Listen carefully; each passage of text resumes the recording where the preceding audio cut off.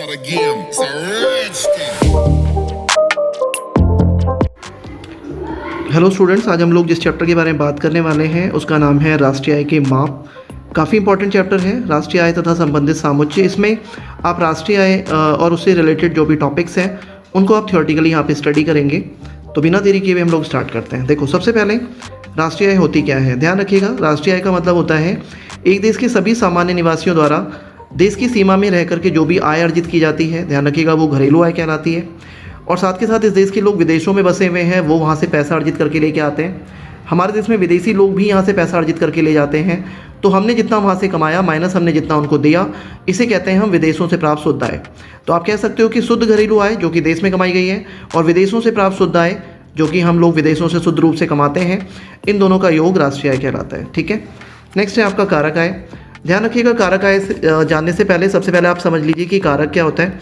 कारक का मतलब होता है फैक्टर। ध्यान रखिएगा, जिनका प्रयोग करके हम वस्तुओं एवं सेवाओं का उत्पादन कर पाते हैं वो कारक कहलाता है। जैसे भूमि, श्रम, पूंजी तथा उद्यम, इनको इनकी सेवाओं के बदले में जो भी आय अर्जित होती है वह कारक आय कहलाती है। जैसे आप जानते हैं, भूमि पर लगान मिलता है, श्रम के बदले मजदूरी, पूंजी पर ब्याज और उद्यम पे लाभ प्राप्त होता है, ये कारक आय कहलाती है। ठीक है, ध्यान रखिएगा। नेक्स्ट है आपका हस्तांतरण आय।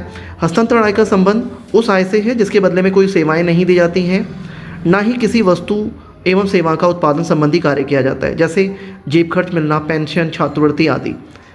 पेंशन की अगर मैं बात करूँ तो वृद्धावस्था पेंशन और छात्रवृत्ति, ये सारी जो है ये हस्तांतरण आय कहलाती है।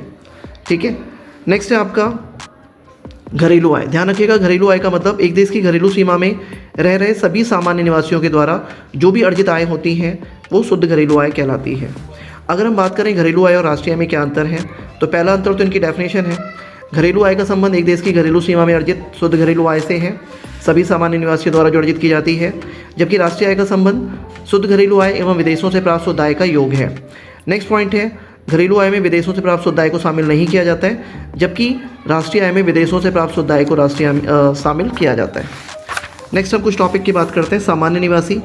देखो, सामान्य निवासी कौन है? सामान्य निवासी वह व्यक्ति है जो कि देश में निवास करता है तथा जिसकी आर्थिक रुचि देश में ही केंद्रित होती है, अर्थात उत्पादन, उपभोग, निवेश जैसी सभी क्रियाएं वो देश में ही रह के करता है। तो ऐसे व्यक्ति को हम सामान्य निवासी कहते हैं। अगर मैं बात करूं सामान्य निवासी और गैर निवासी, देखो सामान्य निवासी और गैर निवासी में क्या डिफरेंस है।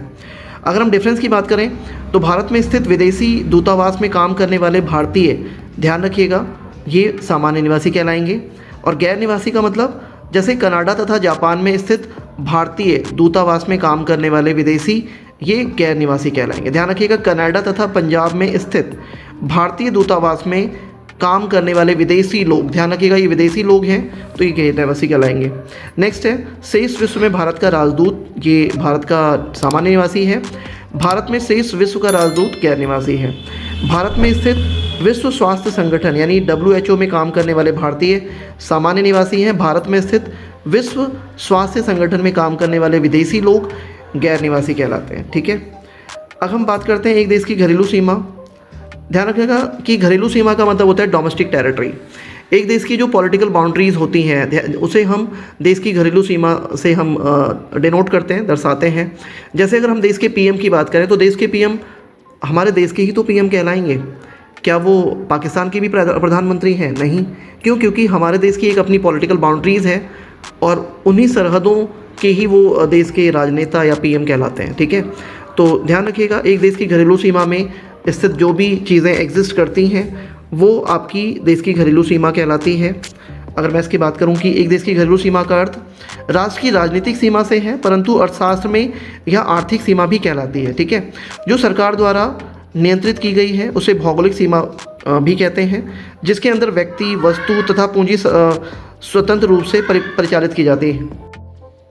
नेक्स्ट हम बात करते हैं शुद्ध अप्रत्यक्ष कर। ध्यान रखिएगा, शुद्ध अप्रत्यक्ष कर का संबंध अप्रत्यक्ष कर तथा आर्थिक सहायता के बीच अंतर से है, इसे शुद्ध अप्रत्यक्ष कर कहा जाता है।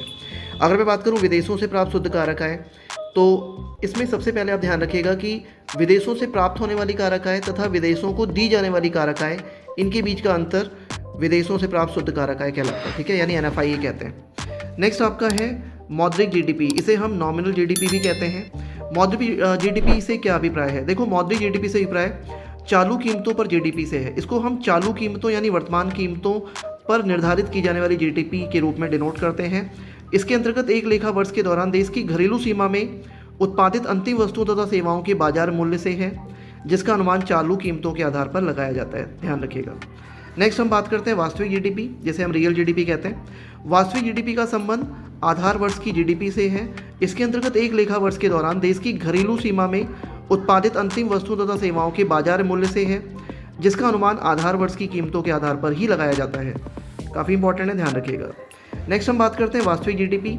तो वास्तविक जीडीपी को अगर हम कैलकुलेट करने की बात करें तो मौद्रिक जीडीपी तथा कीमत सूचकांक के बीच अनुपातिक संबंध को, जो कि हम प्रतिशत के रूप में व्यक्त करते हैं, वास्तविक जीडीपी कहलाता है। नेक्स्ट है जीडीपी अपस्फायक। ध्यान रखिएगा, मौद्रिक जीडीपी तथा वास्तविक जीडीपी का अनुपात जीडीपी अपस्फायक कहलाता है। यह कीमत स्तर में परिवर्तन के कारण जीडीपी में परिवर्तन को प्रकट करता है तथा इसे कीमत सूचकांक भी कहा जाता है, ध्यान रखिएगा, ठीक है। तो अगर मैं मौद्रिक जीडीपी की बात करूं तो वास्तविक जीडीपी इंटू कीमत सूचकांक डिवाइड बाय 100, यह आपका मौद्रिक जीडीपी कहलाता है। और अगर मैं जीडीपी अपस्फायक की बात करूं, जिसे कैलकुलेट करने के लिए आप क्या करेंगे, चालू कीमतों पर जीडीपी डिवाइड बाय स्थिर कीमतों पर जीडीपी इंटू 100, ठीक है।